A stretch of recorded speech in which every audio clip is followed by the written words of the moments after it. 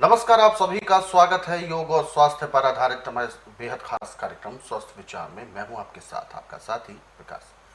दर्शकों, स्वस्थ विचार कार्यक्रम एक ऐसा कार्यक्रम है जो आपके लिए निरंतर हम लेकर आते हैं, जो कि प्रकृति पर आधारित है, जो कि आपके स्वास्थ्य और आपकी सेहत के लिए और आपकी जो तंदुरुस्ती है उसको बरकरार रखने के लिए हम लेकर आते हैं, ताकि आपको सही मार्गदर्शन मिल सके। क्योंकि अपने जीवन में हमें हर प्रकार के कार्यों को सकुशल करते हुए, अपनी दिनचर्या में रहते हुए अपने शरीर का भी ध्यान रखना है और अपनी ही दिनचर्या में एक छोटा सा हिस्सा अपने शरीर यानी स्वयं के लिए देना है। यदि आपका शरीर अच्छा है, यदि आपका शरीर स्फूर्तिवान है, आपके अंदर एनर्जी है, आप बहुत अच्छे से हर काम कर पाएंगे यदि आप स्वस्थ रहेंगे तो। और ये सब तभी संभव है जब आपके अंदर जागरूकता होगी और आपको पता होगा कि आपको क्या कुछ करना है और क्या कुछ नहीं करना है, किन लापरवाहियों को त्यागना है, किन सावधानियों को बरतना है और कौन कौन सी चीज आपको करना बेहतर है। वो सारी जानकारी आपको इस कार्यक्रम में मिलती है। रोजाना अलग अलग रोगों पर चर्चा होती है, उनके नुस्खे और उपचार बताए जाते हैं और इन सभी विषयों में हमारा मार्गदर्शन करते हैं जाने माने असाध्य रोग निवारक गायत्री सिद्ध पंडित श्री लक्ष्मण दास रतन भारद्वाज जी। आइए सबसे पहले गुरु जी का स्वागत करते हैं और कार्यक्रम की शुरुआत करते हैं। गुरु जी, आपका स्वागत है। नमस्कार। नमस्कार। ये कार्यक्रम आप सभी के लिए हम लेकर आए हैं और हम चाहते हैं कि आप इस कार्यक्रम का हिस्सा बने। यदि आपके साथ किसी भी तरह का कोई रोग है, कोई शारीरिक कष्ट है, तो आप इस कार्यक्रम में सीधे जुड़ सकते हैं। हमें कॉल करें या आप हमें व्हाट्सएप के जरिए अपना मैसेज भेज सकते हैं। व्हाट्सएप मैसेज में लिखिए आप अपना नाम, उम्र, कहाँ से बात कर रहे हैं, पूरा सवाल। और साथ ही साथ आपको याद दिलाते हैं कि जब भी आप इस कार्यक्रम को देखने बैठे तो कॉपी और पेन भी साथ में लेकर बैठे। जो भी नुस्खे उपचार आपको बताए जाएं उनको आप लिख जरूर लें। तो चलिए आगे बढ़ते हैं और शुरू करते हैं आज के मुख्य विषय पर चर्चा। गुरु जी, आज के इस अंक में हम बात करेंगे कानों के विषय में। कान में वैसे तो बहुत सारी दिक्कतें हैं और जो मेन होती है वो दर्द की होती है, परंतु दर्द के भी कई कारण होते हैं। आज हम बात करने जा रहे हैं कान बहता है, ये क्यों बहता है और बहने का सीधा अर्थ है उसमें से तरल निकलता है, शायद वो पस के तौर पर निकलता है और भी बहुत सी चीजें हैं। क्यों एकाएक बिना चोट लगे, बिना किसी चीज के ऐसी जब घटनाएं होने लगती हैं, तो किस एंगल से आप इसको देखते हैं? देखिए, कान में पस पड़ने का कारण एक नहीं, इसके 4-5 कारण हैं। अच्छा। एक तो जब सोते हैं और मुंह से लार निकल के कान के अंदर चली जाए तो वो भी कान के अंदर जाके जख्म पैदा कर देती है, अच्छा। पस आना शुरू हो जाती है। आप नदी तालाब में या किसी धार्मिक स्थान पे स्नान कर रहे हैं, कान में पानी चलेगा, पानी निकला नहीं, मवाद पड़ जाएगी। अच्छा। आपके खान पान में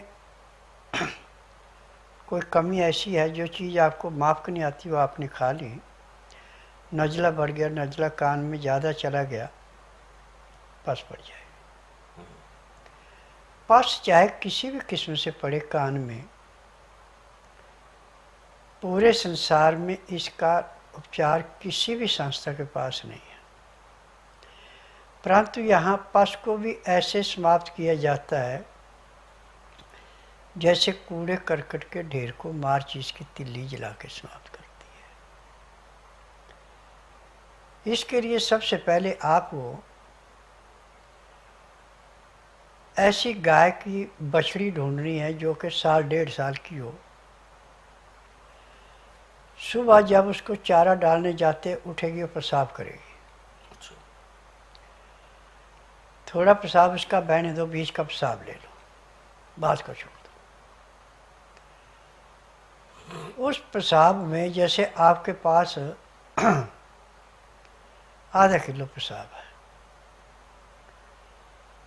तो उसके अंदर आप 200 ग्राम सूखी बेलगिरी कूट करके डाल दें और उसको इतना उबालें कि आपका आधा किलो का पेशाब आपके पास 250 ग्राम ही रह जाए।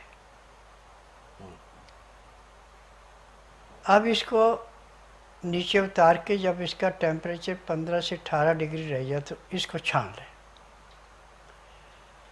अब छान करके इसके अंदर आधा किलो बकरी का दूध या गाय का दूध मिलाएं। अब इसको फिर उबालें। अब जो आपने गाय का दूध या बकरी का डाला था वो भी सूख जाए, सिर्फ आपका जो पेशाब में आपने तरल पदार्थ निकाला था बस वो ही बचे। तो इसमें फिर आप 200 ग्राम सरसों का तेल, शुद्ध सरसों का होना चाहिए। अब इसको इतना उबालना कि सरसों का तेल बचे, बाकी जो आपने गाय का पेशाब, बकरी का या गाय का दूध बेलगिरी में उबाल के जो रखा था वो सारा तेल के अंदर खप जाए। अब इस तेल को नीचे उतार के 15 से 18 डिग्री गर्म रह जाए तो इसको 4 तहें कपड़े की सूती करके उससे छान लें। छान करके नीले रंग की, इसमें कांच की बोतल चाहिए, इसमें प्लास्टिक नहीं चलेगा, उसमें डाल के और इसके अंदर ग्राम 1.5 ग्राम देसी कपूर डाल देना। अब 40 दिन तक इसको धूप में रखना है। दिन में 2 बार इसको हिलाना है। 40 दिन के बाद चाहे पस है, चाहे कान में दर्द है, चाहे कान में सूजन है, चाहे कान में किसी किस्म का कीट पतंगा चला गया है, सब चीज़ों के लिए ये अमृत है। जैसे कान में मवाद आ रही थी तो पहले रुई सिलाई पे लगा के मवाद को साफ कर लें। अब इसके बाद 3-3 बूंद कान में डाल के और मुंह ऐसे चलाना जैसे खाना खा रहे हैं।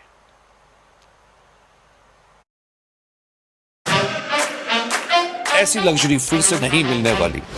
Paint house views, this is the one. मेरा सपना है फिर नंबर 1 आना, आसान नहीं है सब।